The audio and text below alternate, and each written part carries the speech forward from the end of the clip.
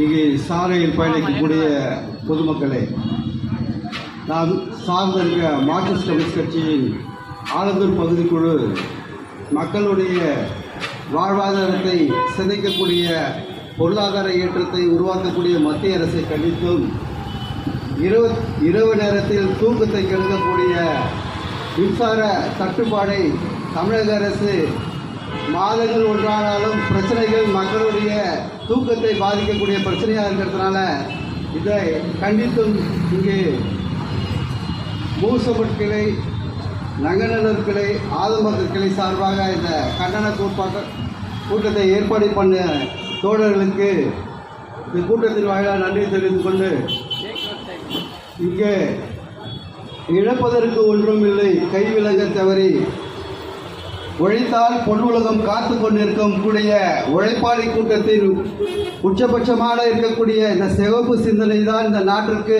வெளிச்சத்தை கொடுக்கக்கூடிய ஒரு அற்புதமான சிந்தனை என்ற ஒரு போக்கை இந்த உலகம் முழுவதும் புரியக்கூடிய கால சூழலும் திரண்டு வந்து கொண்டிருக்கிறது.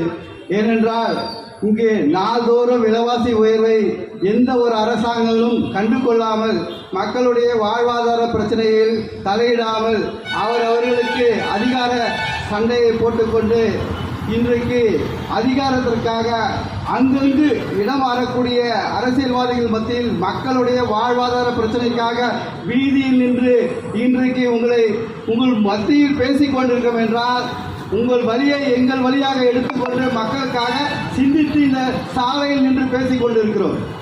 ஏனென்றால் இன்றைக்கு கேஸோட விலை பார்த்தீங்கன்னா நாள்தோறும் உயர்ந்து கொண்டே இருக்கு.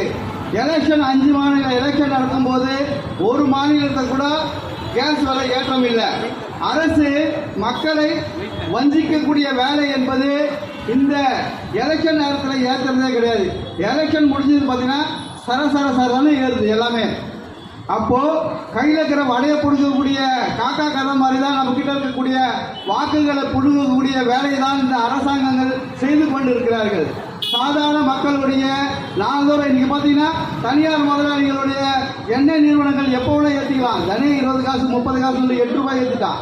இந்த எலெக்ஷன் முடிஞ்சு 1 மாத காலகட்டத்தில் 8 ரூபாய் விலை உயர்வை சந்திச்சிருக்கோம்.